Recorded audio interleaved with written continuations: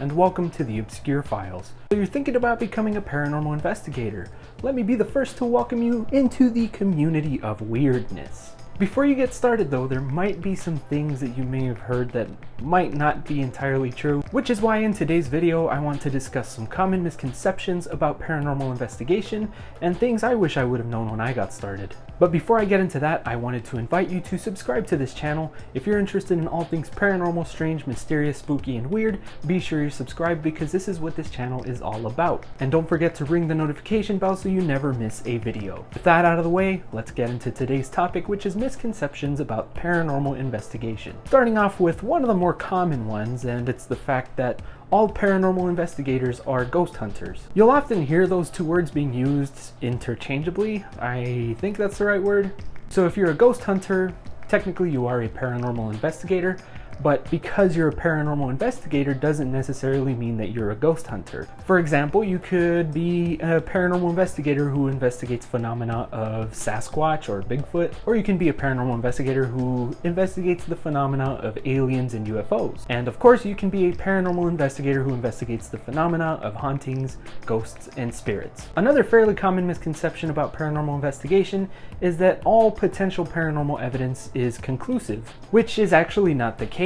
You've probably seen some ghost hunting TV shows where they'll capture some sort of spirit voice on a piece of equipment and they put the words on the screen that this ghost or spirit is saying through the recorder. You have to keep in mind that this is the opinion of the investigators who are hearing this response. In other words, you might hear something different if you're not looking at the words, which if you're curious why that is, it's something called audio pareidolia. It's a big thing, but briefly, it's pretty much you being influenced to hear something. So anyway, it's important to take any potential paranormal evidence as subjective and with a grain of salt. And the reason it's not conclusive is because this is the unexplained we're investigating, and there's no real way to prove that these happenings are indeed paranormal. And it kind of blends with credibility along the way, because the last thing you want to do is put out some sort of video of a shadow person, but then later people find out you're a complete fraud and your potential evidence is a load of bull. Which is why every potential evidence that you see should be taken as subjective. Another fairly common misconception is that all paranormal investigators are believers in the paranormal. I'm gonna go out on a limb and say that most paranormal investigations are conducted by believers in the paranormal, but you have to know that there is a whole other group of investigators who are skeptics. And to give you some examples here, you have Zach Baggins of Ghost Adventures. He's a huge believer in all things paranormal. He believes in ghosts, hauntings, demons. He makes it his life's work to capture evidence of this paranormal phenomena to prove the paranormal. And on the other end, you have someone like the late great James Randi, who was a lifelong skeptic, a man of science, who made it his life's work to discredit claims of ghosts, spirits, and hauntings. So technically they are both paranormal investigators, but they have different objectives. And as a lot of things in the paranormal, there's no wrong or right way to do it. You can be a non-believer or a believer, it doesn't matter. It's all up to you. Another misconception is that paranormal investigators always use scientific methods to approach a paranormal investigation. Many do, myself included. I like to think of possible explanations for paranormal phenomena. If I can debunk it, I will. And usually the people who take a more scientific approach are the ones that you'll see using things like equipment like EMF meters, digital recorders, a spirit box. And then you have another group of people who like to take a more spiritualistic or faith-based approach to their investigations. You'll see them sometimes using smudge sticks, holy water, crystals, that sort of thing. And again, there's no right or wrong way to conduct an investigation. In fact, you can even blend the two, where it's like you can use a more spiritualistic or faith-based approach, but still use that scientific gear, vice versa. You might have heard that investigating the paranormal has dangers to it, which is kind of like a yes and a no, because when I hear someone talking about the dangers of paranormal investigation, it's usually associated with spiritual attachments, possession, which is fairly uncommon in my experience. And I'm not saying it doesn't happen, and I'm not saying it won't happen to you, but I'm just saying it's been fairly uncommon in my experience. And since I'm not really worried about that side of the safety sort of thing, I'm more worried about my physical safety, my real life human body. What I mean by that is, You definitely don't want to fall in a hole. You definitely don't want to fall down a flight of stairs. You don't want to crash into a wall. Or if you're like a UFO chaser and you see sort of a light zipping through the sky and you want to follow it with your car and you're speeding down the highway just to keep up with it, that's putting yourself in a pretty dangerous situation because you're speeding. So yes, there is potential danger that goes into it, just not the danger that you might commonly hear about. And really, it's just a matter of you being prepared and being responsible. Take a flashlight, take a first aid kit, do whatever you have to do to make yourself feel comfortable, feel safe, and go out there and have fun.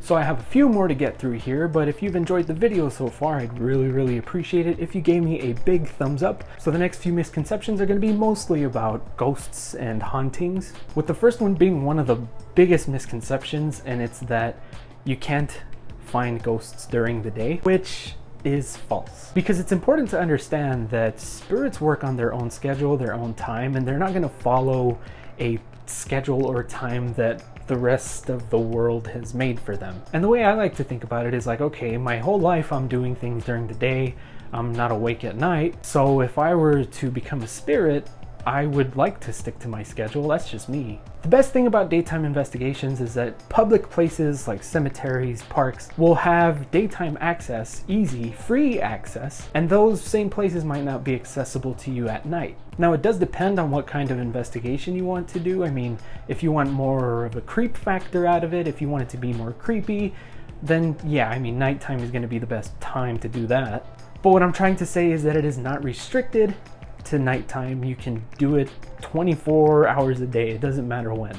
Another one you might have heard is that you need all this crazy fancy equipment to conduct your investigations, which isn't true. The absolute best piece of equipment that is priceless is your body. You have your eyes that can see things, you have your ears that can hear things, you have your nose that can smell things, and there's not one piece of equipment that can do all that except for yourself. If you want to take it a step further, if you have a smartphone, that'll be good enough, because smartphones usually have a camera, you can record video, you can take photos, and most smartphones have some sort of voice recording feature. I know on iPhone it's voice memos, and you can use that to conduct some EVP sessions. They even have apps on smartphones now that are made to mimic paranormal equipment, which I personally don't use because they've never really worked for me. I personally don't find them all that reliable, but you might use them to your advantage. Go for it. Give it a try. I will admit that yes, the big fancy equipment, the hundreds of dollars worth of gear is very helpful at times, and you can invest in that, but if you want to get started right away,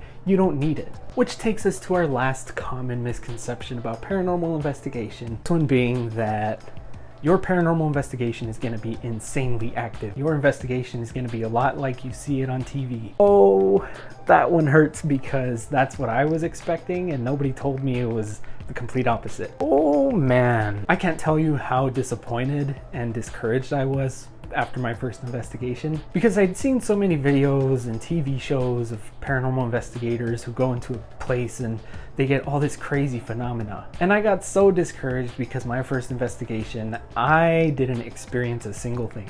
You'll hear it being compared to fishing a lot, where it's like some days you won't catch a single fish, another day you'll catch 50 fish, some days you'll catch a small fish, some days you'll catch a big fish. I mean, it's a lot of just waiting around and being patient is what it is. Because you have to understand that TV shows have a purpose, and that is to keep the viewer hooked in for big bucks. And personally, I wouldn't watch an hour of people just sitting around trying to communicate with a potential spirit that might not even be there. But it's important to keep in mind, keep your expectations to a very bare minimum. Always go in with the mentality that you're not going to capture anything. And I know I'm not exactly selling paranormal investigating, but I mean, I'm just trying to be honest here. And I mean, if you do it long enough, if you keep an open mind, I promise you that you will have an experience. I can tell you with 98% certainty that it's not going to be like you see on TV. And I say 98% because there is that chance that you'll have an investigation where there's so much going on, but just know that it's not like TV. It's just not. And you can ask any paranormal investigator,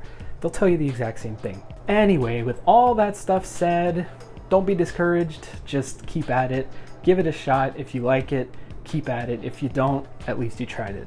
and I want to welcome you to the paranormal community, and I want to thank you for watching today's video. Be sure you're subscribed if you're into all things paranormal, strange, spooky, mysterious, and weird, and ring the notification bell so you never miss a video. Thanks again for hanging out with me today. You've been watching The Obscure Files. I will see you on the next episode.